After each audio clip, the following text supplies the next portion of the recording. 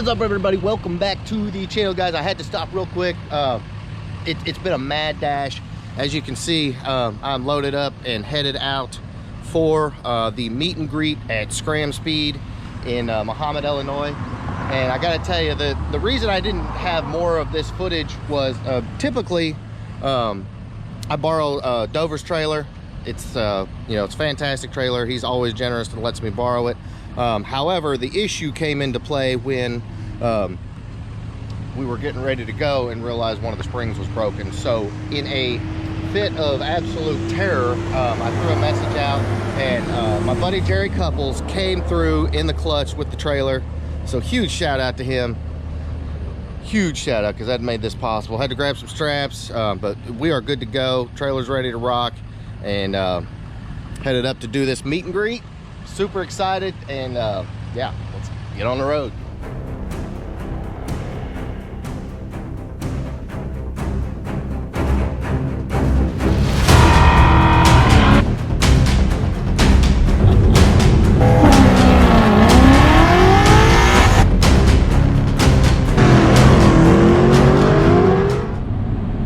Alright guys, so as you can clearly see, we are on the road.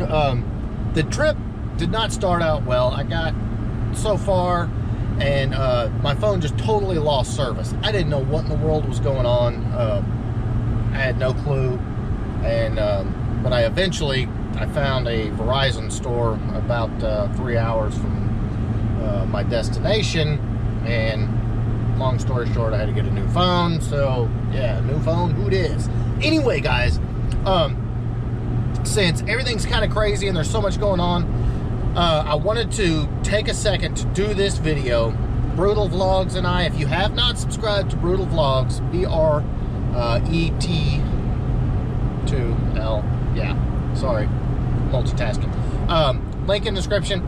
Give him a follow if you have not already for epic Fox body content. Good buddy of mine as well.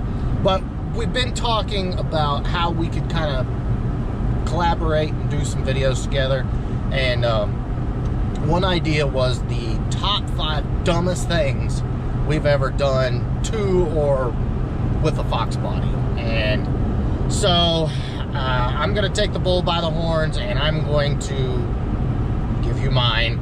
Now granted, some of these are rather embarrassing, but I agreed to do this, so I'm gonna do it. So let's get started.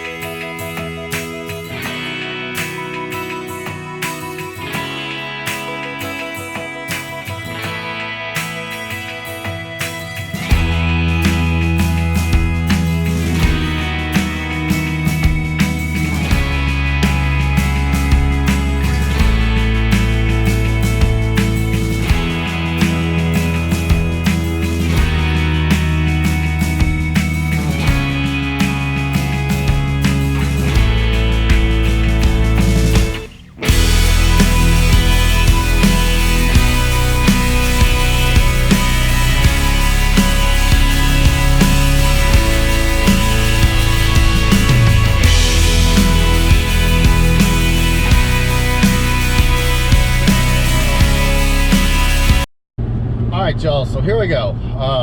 Number 5, and I didn't put these in necessarily sequential order, like worst to worst, yeah, but anyway, we'll start out at number 5. Granted, I think I was 18 years old, 17, 18 years old, broke, had little or nothing, and I actually took, this was on my 90 model GT. I went to Home Depot and I bought some dryer vent hose that you use to hook up your clothes dryer in your house. I went and bought one of those, and I made my own ram air kit. I did. Now the problem is I took out fully functional fog lights from my GT. They worked great, functioned great. They weren't cracked or broken or anything like that, which was surprising. Yanked all that out and put dryer ducting.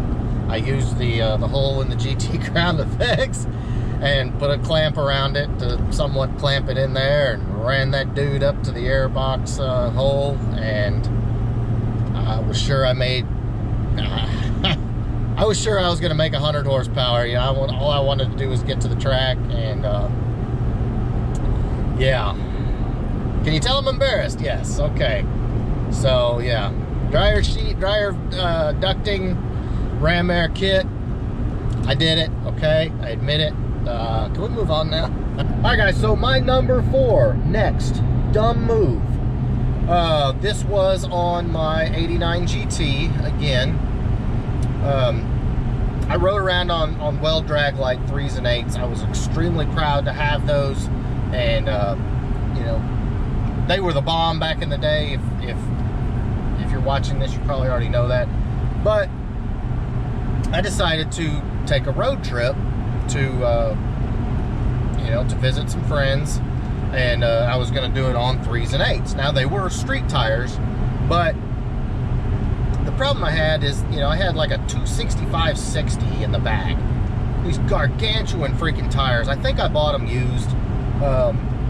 Anyway, 265/60, and then of course you got the 180 or 165 R15s on the front, the little Volkswagen tires everybody ran. And you know, so I take out. It was about a 4-hour drive, and I blow a rear tire. And of course, you know what a stock Fox body spare looks like. I think they're 14-inch, something like that. Just little bitty skinny things. You know, there's nothing to them. And so I've got my skinnies on the front, and I've got a blown out 265 or 265 or 275/60 on the rear, and one space saver spare. So the car, I'm not sure exactly how it worked, but I swear sometimes one of the front wheels would come off the ground, like if I turned a certain way. I did actually make it. The car looked so ridiculous, and like going down the interstate, you know, I was like, it was on the passenger side, so I tried to stay in the right-hand lane so nobody would see it. But it was the most ridiculous looking thing in the world, and that was the last time I made a road trip on 3s and 8s. What an experience. Okay, let's get on with this. All right, guys, so number 4, and again, this was just kind of young and no experience. Nobody ever taught me how to work on cars, how to do anything with a car. I was never taught any of it. And so I didn't know a lot. So my '89 LX notchback, it is actually the car my first daughter was brought home from the hospital in March of 2000. Pardon me, I'm driving. And one day the fuel pump would not cut off. It would I cut the car off, all that. The only way I could get the fuel pump to cut off was to kill the battery. And so then after doing a bunch of reading, research, and all that, I found out that under the seat was my fuel pump relay. And so I was like, all right, that must be what's the problem. You know, the fuel pump relay's sticking. So I go to AutoZone and I buy a fuel pump relay and plug it in, and it still runs. Like, all right, well, there's some sort of electrical issue, and everybody that I talked to had no idea what was going on. So for the next year, every time I got in the car or got out of the car, I had to reach under the driver's seat and unplug the fuel pump relay. At one point, a good friend of mine said, "Did you ever think maybe you got a bad relay?" And I said, "Well, I bought it brand new." So he instructed me to go to the parts store and buy another fuel pump relay. And bear in mind, this is like a year later. I'm not exaggerating, this is like a year later. Bought another fuel pump relay, plugged it in, and it was perfect. So there you go. For over a year, I unnecessarily unplugged and plugged in a fuel pump relay. And there were times that I forgot to unplug that fuel pump relay, and I would come out the next morning, my battery was dead. That typically would happen in the Illinois winters when it was, you know, about 2 degrees outside and the ground was covered in snow. But if you are, and there's an underlying message in this one, if you are a newbie like me, you know, like I was back when I was 17, 18 years old around cars, just because you buy something brand new does not mean it's not a bad part. All the time you will get junk parts or broken parts or defective parts right out of the box, so never assume. All right, let's move on. All right, y'all, so next dumb move. This was back 99-ish, around 1999. I had my blue and silver 89 GT, and I lived in an apartment at the time, and you know, of course, broke. It was my only car. It was my daily. It was rough. I mean, it wasn't horrible. It wasn't like totally rusted out or anything, but it was a well-used 89 GT. It had like 180,000 miles on it.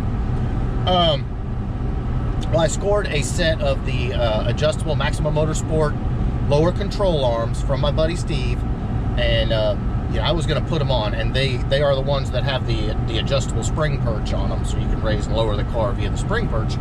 So I'm in the little parking lot behind my building, and I've got very, very limited tools. Crappy little jack. I mean, I had next to nothing, and I was determined to get these control arms on, because they were, you know, I was very proud to have these control arms, used or not.